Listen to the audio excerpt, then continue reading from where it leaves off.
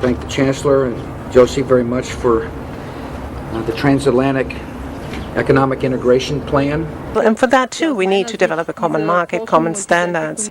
So this is indeed a very important agreement, and an agreement that also brings with it a Transatlantic Economic Council to be a permanent body with senior people on both sides of the Atlantic that will look at all those issues in a concrete manner, in which way we can make it move forward. The BBC reported that the US and EU had agreed on a single market. By announcing a new economic community integration, they were simply repeating what had been done in America and the EU on a larger scale. The accord states that the two blocs will aggressively push regulatory convergence in more than 35 areas, from financial services, intellectual property, military, education, mergers and acquisitions. They also agreed to jointly push a global carbon tax. We recognize that we have a problem with greenhouse gases. We agree there is a global threat, it's a serious threat. We agree there is the need to establish a limit to greenhouse gases. We need to discuss the possible pricing of CO2. How can we translate this into a market economic compatible scheme? We have agreed to establish a high-level group, a forum. This EU-US result is translated into the G8, debated together with the outreach countries, China, South Africa, Brazil, among others, and India. A global solution to a global problem. If Bilderberg succeeds, America falls. All the victimized countries lose their sovereignty. Bilderberg is not a person, it's not an idea, it's an ideal, a very powerful group of people working together and for the positions of ultimate and absolute power, destroying every constitution on earth, no matter how powerful the constitution of the nation is. That's what these people do. The African Union arose out of the African Economic Community, set up in the early 1980s. The African Union is financed by a consortium of international bodies, governments, and corporations. The African Union Army serves as an enforcement arm for the New World Order's exploitation of Africa. In Asia, APEC and ASEAN have announced plans to form the Asian Union, consisting of Asian and Pacific nations, having more than 3 billion people within its borders. APEC will become the Asian Pacific Union, and the world is to be divided into 3 great regions for the administrative convenience of the world government in which the UN is to evolve. As the unions form individually, they are simultaneously merged to form the first planetary government. They're trying to destroy every nation on earth which is trying to promote progress, because these people basically they are landowners. They don't need progress because they control the land. If you take the most powerful man in London, the people who belong to the Council and the Committee of 300, who belong to the Bilderbergers, the British royalty, the Guelphs, the black nobility of Venice and Genoa, these people they're landowners. The New World Order is the Old World Order. I mean, it's just the names have changed, the appearances have changed, but the concept hasn't changed. The idea is still to bring the men back, kicking and screaming back to the Middle Ages, post-industrial age world order. One of the things that is very shocking to most Americans is the fact that the United Nations Global Biodiversity Assessment, which came out in 1995, clearly shows that in order to protect planet Earth, we have to go back to a feudal system. They actually said that in the document. To craft a modern feudal society, the globalists are implementing a standardized North American Union ID card to track, trace, and control their serfs as they travel throughout the 3 regions of the NAU.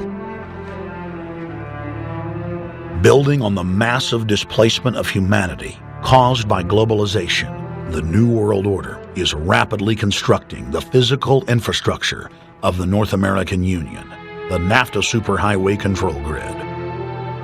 I'm Arthur Peterson, Colonel retired in the Army. I see things today that are happening that would make my friend who died in World War II turn over in their grave. To think that people would even consider confiscating land of farmers and ranchers and taking their homes away from them to turn it over to a foreign company in Spain, which was controlled by Don Carlos, I understand, a notorious socialist, and they get the tolls on Texas land for 50 years.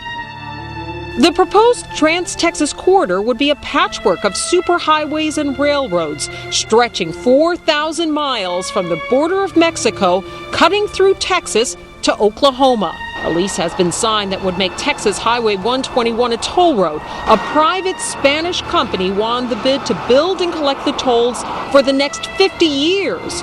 These deals with private companies are being negotiated largely in secret, and many state lawmakers are worried taxpayers are being sold down the road. Critics say it's a threat to our national security. It's part of a plan for a North American integration being carried out by government and corporate elites without congressional or voter approval.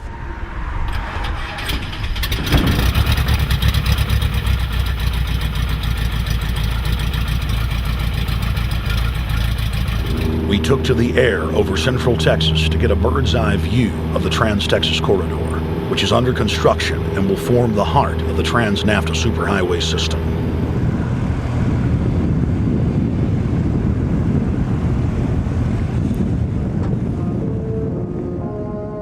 History repeats itself. 2,000 years ago, all roads led to Rome. Rome constructed and maintained more than 10,000 miles of roads throughout its empire. The roads were used to project Roman military power, to control commerce, and to bind the nations and peoples they ruled. Rome also demanded tribute. Roman subjects from Albion to Judea were forced to pay a tax to use the roads. The Romans would then use the tax to dominate their subjects. Today's superhighways are a powerful tool in the globalist arsenal. They are instrumental in tearing down national borders and merging nation-states into larger confederations. Foreign governments and corporations are predatorily seizing infrastructure across North America, but nowhere has their attack been greater than in Texas. Texas is the front line. Over 8,000 miles of existing roads and land are being handed over to government-backed foreign companies. Foreign companies buy the legislators, who then turn over complete control to the same foreigners who finance their campaigns. Government power is then illegally transferred to unelected quasi-governmental regional boards that circumvent local governments and the will of the people. The next stage of this world government plan is to have a transportation control, and that is called the NAFTA superhighway, or in Texas called the Trans-Texas Corridor. It confiscates 584,000 acres of land to be transferred into control of a Spanish company which will collect tolls in Texas for the next 50 years, and there's no limit in the amount of tolls that can be collected. More than 80 federal and state highways have been designated as international arteries. The I-35 NAFTA corridor starts deep inside Mexico and travels through the middle of the United States and ends in central Canada. Container ships from Asia dump their cargo on the Pacific side of Mexico. It then travels duty-free by rail to the new Kansas City inland port, now considered sovereign soil of Mexico, in the heart of the United States. Under international agreements, predominantly foreign companies are placing tolls on already existing paid-for roads. Federal, state, and corporate documents show that they will then use the revenue raised to build up the transportation infrastructure of Mexico, not the United States or Canada, so foreign-made products can pour in even faster from Mexico. Revenues raised will also be used to fund the fledgling North American Union and its growing bureaucracy. Bottom line, they're using our own money to enslave us. First of all, they're proposing a North American tribunal, which would be similar to what we have in Chapter 11 of the NAFTA agreement, which is trumped by international law. The U.S. Supreme Court and our Constitution could potentially be rendered invalid, and what we would have is new North American business law that would trump what we have here in the United States. What is also interesting to note that the NAFTA headquarters is in Mexico and controls the United States trade and rules against the United States Congress, and no one seems to challenge it. It's very probable and probably inevitable that our right to bear arms would be challenged in a North American court. So this is just an example of what's happening and what's being proposed. We want to keep our trial by jury system. We want to keep our right to keep and bear arms. We want a system where we have a Supreme Court and not have a tribunal that will be superior to the Supreme Court.